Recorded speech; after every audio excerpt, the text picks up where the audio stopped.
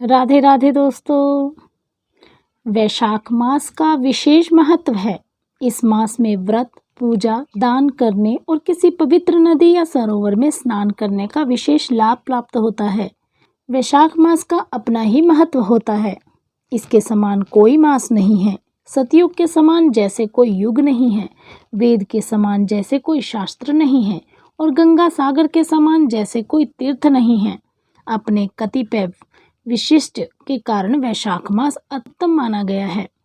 आज हम आप सभी के लिए लेकर आए हैं वैशाख मास की कथा। नारद जी ने एक बार राजा अम्बरीश से कहा कि वैशाख मास को ब्रह्मा जी ने सब मासों में उत्तम सिद्ध किया है। यह माता की भांति सब जीवों को सदा अभीष्ट वस्तु प्रदान करता है। यह धर्म, यज्ञ, क्रिया और तपस्या का सार है। वैशाख मास संपूर्ण देवताओं द्वारा पूजित है। जैसे विद्याओं में वेद विद्या, मंत्रों में प्रणव, वृक्षों में कल्प वृक्ष, धेनुओं में गाय अर्थात कामधेनु, देवताओं में विष्णु, वर्णों में ब्राह्मण, प्रिय वस्तुओं में प्राण, नदियों में गंगा, तेजों में सूर्य, अस्त्र शस्त्रों में चक्र, धातुओं में स्वर्ण, वैष्णवों में शिव तथा रत्नों में कौस्तुभ मणि। कौस्तुभ मणि को भगवान विष्णु धारण करते हैं। माना जाता है कि यह मणि देवताओं और असुरों द्वारा किए गए समुद्र मंथन के समय प्राप्त 14 मूल्यवान वस्तुओं में से एक है। यह बहुत ही कांतिमय है। जहाँ भी यह मणि होती है वहाँ किसी भी प्रकार की दैवीय आपदा नहीं होती। उसी प्रकार धर्म के साधन भूत में वैशाख मास उत्तम माना गया है। वैशाख मास में व्रत का पालन करने वाले जातक को पलाश के पत्ते पर भोजन करना चाहिए। पलाश के पत्तों पर भोजन करने से वह सब पापों से मुक्त हो जाता है। जो भी विष्णु भक्त वैशाख मास में नदी, तालाब में स्नान करता है वह 3 जन्मों के पापों से मुक्त हो जाता है। सूर्योदय के समय किसी समुद्र गामिनी नदी में वैशाख स्नान करता है वह 7 जन्मों के पापों से तत्काल मुक्त हो जाता है। सूर्यदेव के मेष राशि में आने पर भगवान विष्णु का वरदान प्राप्त करने के उद्देश्य से वैशाख मास स्नान का व्रत लेना चाहिए। स्नान के उपरांत भगवान विष्णु की पूजा करनी चाहिए। स्कंद पुराण के अनुसार वैशाख मास के देवता भगवान मधुसूदन हैं। वैशाख मास में भगवान मधुसूदन की स्तुति कुछ इस प्रकार करनी चाहिए। मधुसूदन देवेश वैशाखे मेषगे रवो प्रातः स्नानम करिष्यामि निर्विघ्नं कुरु माधव। अर्थात हे मधुसूदन, हे देवेश्वर माधव, मैं सूर्य के मेष राशि में स्थित होने पर वैशाख मास में प्रातः स्नान करूंगा। आप इसे निर्विघ्न पूर्ण कीजिए।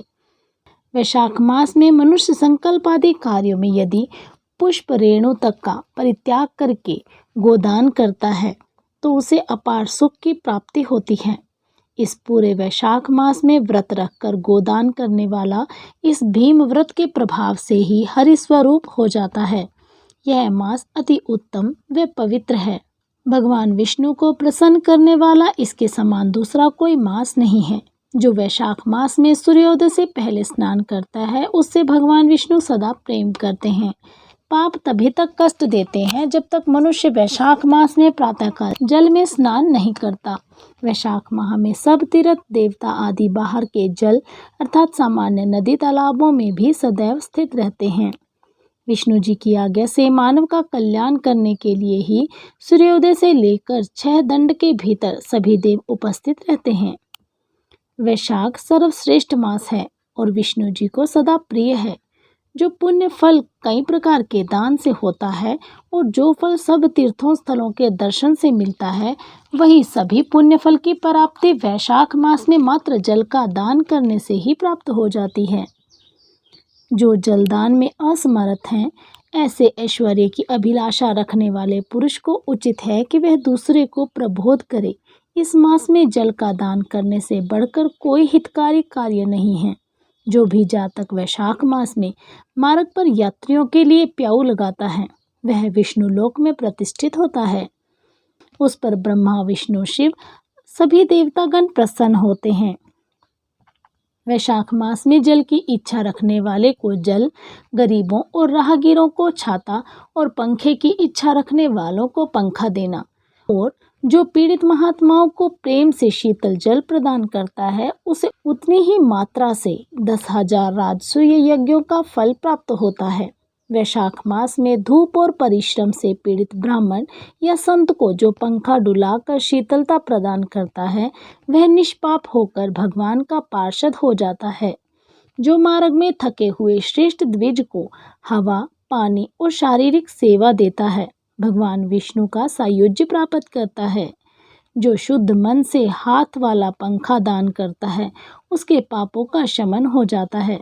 जो भी इस विष्णु प्रिय वैशाख मास में पादुका दान करता है, वह विष्णु लोक को जाता है। जो मार्ग में राहगीरों के ठहरने के लिए विश्रामशाला इस माह में बनवाता है, उसे अनेक तीर्थों के बराबर फल प्राप्त होता है। बोलिए श्री हरि विष्णु भगवान की जय। तो कैसी लगी आपको हमारे द्वारा दी गई जानकारी? हमें कमेंट बॉक्स में कमेंट करके अवश्य बताइएगा। यदि आपको कहानी पसंद आई हो तो हमारी वीडियो को लाइक अवश्य करें। और भी ऐसी ही धार्मिक कहानियाँ और उनसे जुड़ी जानकारियाँ प्राप्त करने के लिए हमारे चैनल को सब्सक्राइब करें। हमारी सभी वीडियो की अपडेट आपको प्राप्त होती रहे, इसलिए बेल आइकन अवश्य दबाएं और हमारे द्वारा दी गई जानकारियों और कथाओं को आगे शेयर कर हमारा उत्साह अवश्य बढ़ाएं। बहुत बहुत धन्यवाद।